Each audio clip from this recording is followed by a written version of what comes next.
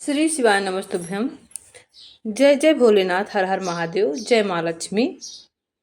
धार्मिक मान्यताओं के अनुसार माता लक्ष्मी का आगमन सुबह ब्रह्म मुहूर्त में और शाम को गोधूल बेला में होता है। इसलिए सुबह के समय के दरवाजे और खिड़कियों को खोलना चाहिए और शाम को दीपक जलाना चाहिए। अब आइए जानते हैं लक्ष्मी माँ किन किन के घर में जाती हैं और कब कब जाती हैं, क्या करना चाहिए। इसमें हमारे गुरुजी श्री प्रदीप मिश्रा ने बताया है घर पे जो है कब लक्ष्मी माँ आती हैं और क्या उपाय करना चाहिए। तो सुबह ब्रह्म मुहूर्त में लगभग 4:30 से 5:30 के बीच घर के दरवाजे और खिड़कियों को खोलना शुभ माना जाता है, क्योंकि माना जाता है इस समय माँ लक्ष्मी पृथ्वी पर भ्रमण करती हैं। शाम 5 से 8 बजे के बीच का समय भी माता लक्ष्मी के आगमन के लिए शुभ माना जाता है, खासकर गोधूली बेला में दीप जलाने से।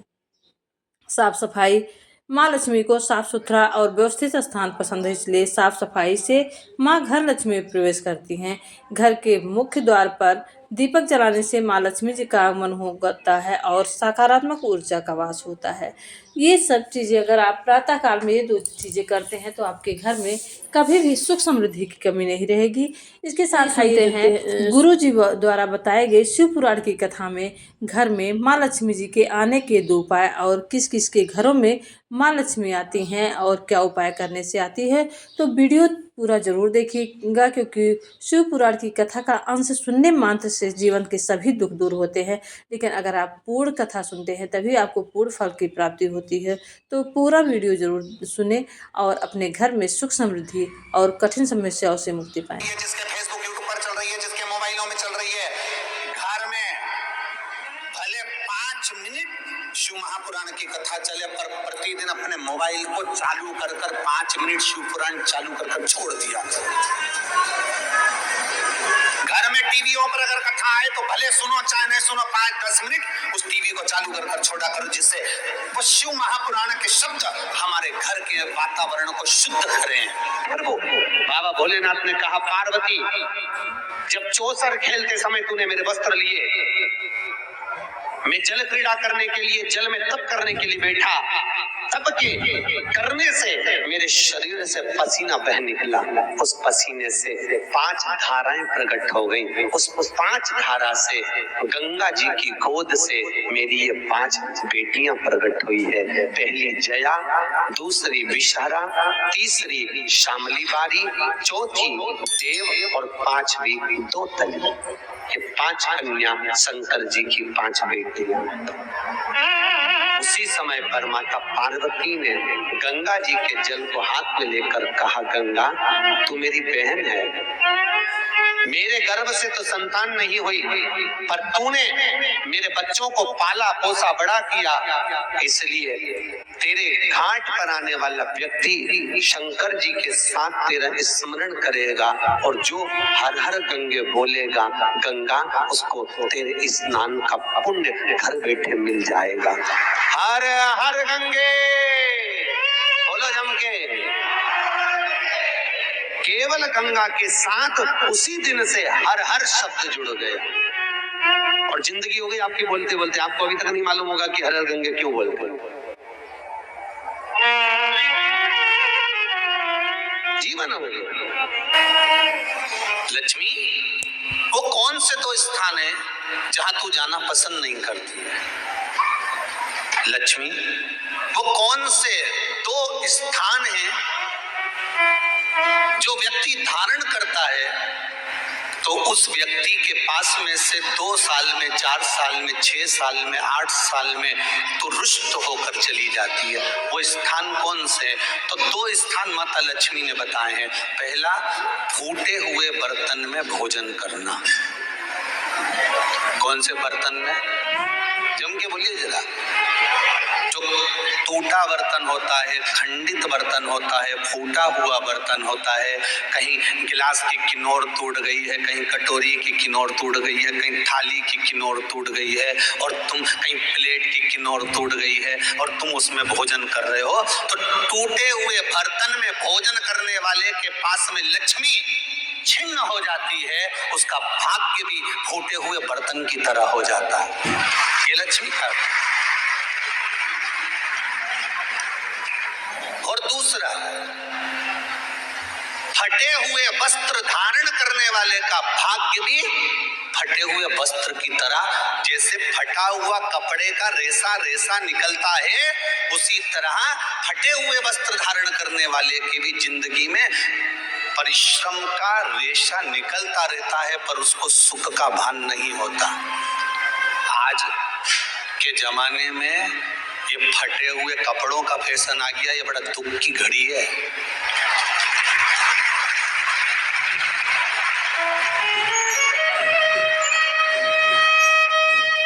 ये बड़ी दुख की घड़ी है महाराज, और लोग उसको फैशन समझ रहे हैं।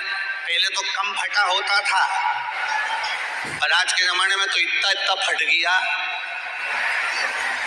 ऐसा लगता है कि दिवाली का बम चलाने गया था दीपावली पे, और बम कपड़ों के बीच में से फट गया।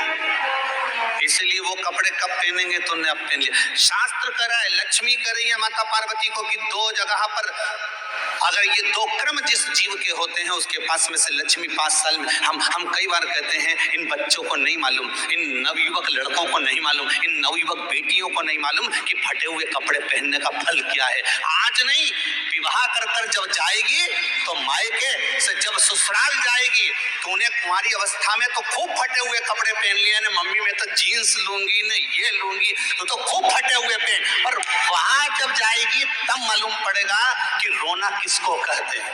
आज तो पहन लो, वो उसी में की बात है, कल वाली बात याद कर लो। अभी खाओगे तो कुछ दिन के बाद ब्लड बनेगा, और ब्लड बनेगा तब जाके ये शरीर में दौड़ेगा। आज तुमने रोटी खाई तो क्या आज की आज ब्लड बन गया? जम के तो बोलो रे खरगोन वालों, नहीं बनाना। आज खाया है तो ब्लड 8 दिन में, 4 दिन में, 6 दिन में, 2 दिन में, 5 दिन में, 3 दिन में बनेगा।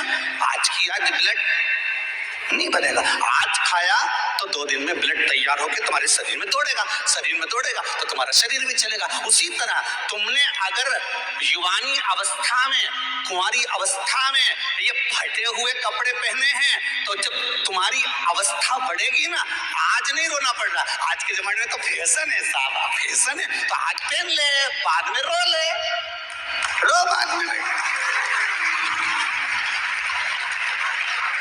नहीं, ताली बजाने से कुछ नहीं होगा रे जीजियो, फालतू की बात है। आज यहाँ से जाते से ही अपने को एक ही काम करना, जितना फटा हुआ कपड़ा है इनके सबके पोछा लगा दो, पार्टी में डुबाई के। ये ताली बजाने से कुछ नहीं होगा। लोग तो कब से चिल्ला रहे हैं हम सुधरेंगे, जम के तो बोलो। गायत्री परिवार वाले रोज चिल्लाते हम सुधरेंगे, हम बदलेंगे। कब बदलोगे?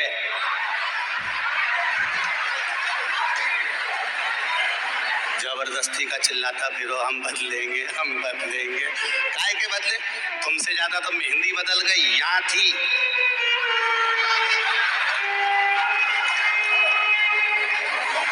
और बची कुची थी तो यहाँ पहुंच गई। यहाँ और पूर्णा कथा करने गए हड़पसर में, तो वहां पूछ लिया हमने हड़पसर में जाकर, तो हमने पूछा तनु इधर आ बेटा, अब जजमान के घर की चोरी। हमने कहा बेटा ये तूने क्या करा? अरे गुरुजी वो टेटू है ना, टेटू बनवाया। हमने कहा कितने का बनवाया? अरे गुरुजी 700 रुपए का। हमने कहा तुम मुंबई पुणे वाले फालतू का खर्चा करते हो, 700 रुपए का कहीं गाय को चारा देते तो बेचारी 2-4 दिन तक खाती। अब 700 रुपए का तूने टेटू बनवाया। अरे गुरुजी फैशन चल रहा है। तो हमने कहा बनवाने की जरूरत क्या थी, खुद बना लेती, फ्री में बन जाता। तो कि गुरुजी अपना हाथ नहीं पहुंचे नहीं। हमने कहा कैसे नहीं पहुंचे? पहले दीवार पे बना और नीचे बच जा। कैसे नहीं पहुंचे?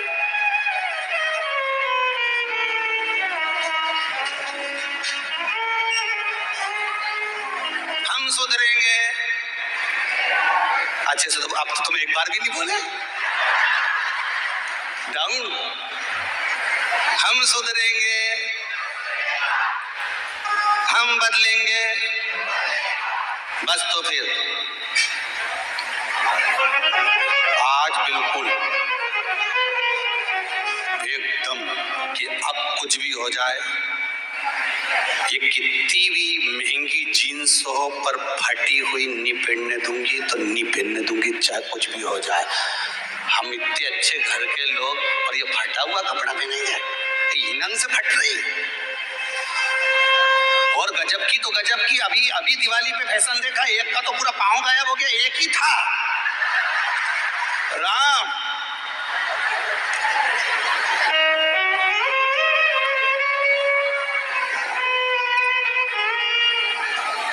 ये सुधर जाओ रे, जितने सुन रहे हो, नहीं तो सिधर जाओ रे।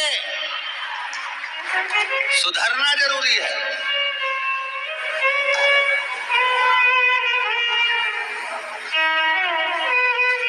फटे हुए वस्त्र भी धारण नहीं कर। घर की बेटियां, घर के लोग ऐसे कपड़े पहने, ये श्रेष्ठता नहीं है महाराज। थोड़ा सुधार। कहा शरीर को भोगना था, फिर मनुष्य क्यों, ये जीव आत्मा क्यों भोग रहे? क्योंकि जीवात्मा मरती नहीं। इसको जब भुगताया जाता है तो ये भोगती रहती है, तड़पती है, चिल्लाती है, अब नहीं करूंगी गलती, क्षमा कर दो मुझको।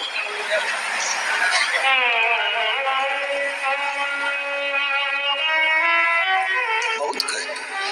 माँ गुरु जी द्वारा बताए गए उपाय में आपने सुना कि किन 2 जगहों पर माँ लक्ष्मी कभी निवास नहीं करती हैं। इस तरह से अगर आपके जीवन में कष्ट है, समस्या है, सुख समृद्धि की कमी है, पैसे की तंगी है, आर्थिक जो है तंगी है, तो आप शुक्रवार के दिन या प्रतिदिन यह उपाय करके अपने जीवन के सभी कष्टों से मुक्ति पा सकते हैं। साथ ही सभी मनोकामनाएं पूरी हो सकती हैं, सभी कष्ट दुख समस्याओं से मुक्ति पा सकते हैं।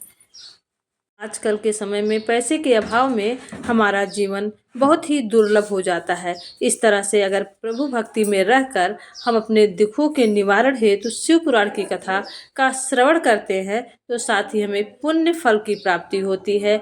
बड़े से बड़े पूजा पाठ के बराबर पुण्य फल की प्राप्ति होती है और साथ ही हमारे जीवन के कष्ट दुख समस्या और आर्थिक तंगी दूर होती है।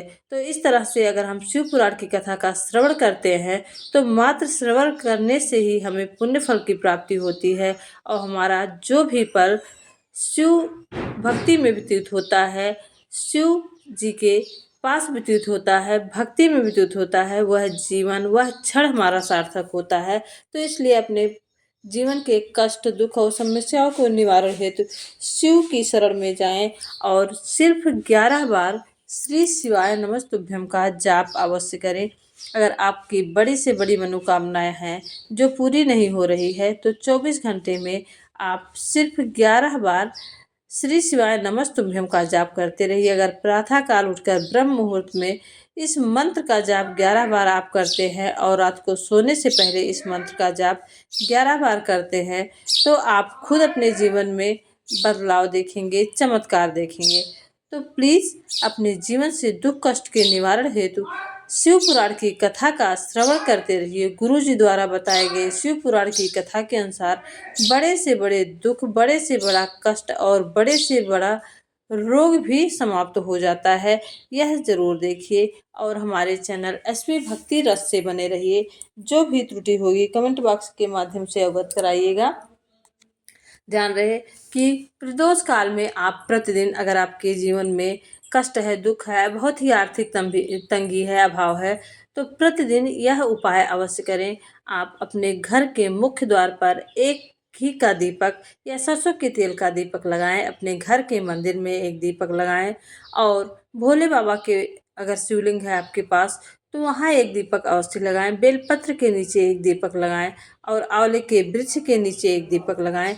यहाँ सभी आप दीपक लगा के सिर्फ 1 महीना देखिए। 1 महीना पूरे होते होते आपके जीवन में बदलाव होगा, जीवन में चमत्कार होगा, सभी सुख समृद्धि यश वैभव की प्राप्ति होगी। वीडियो अच्छा लगा हो तो प्लीज़ चैनल को सब्सक्राइब कीजिएगा, वीडियो को लाइक कीजिएगा, ज़्यादा से ज़्यादा शेयर करिएगा। प्रभु की कृपा आप सब पर बनी रहे, महादेव की कृपा आप सब पर बनी रहे, आप सभी स्वस्थ रहें और सुख समृद्धि से भरपूर रहें। श्री शिवाय नमः।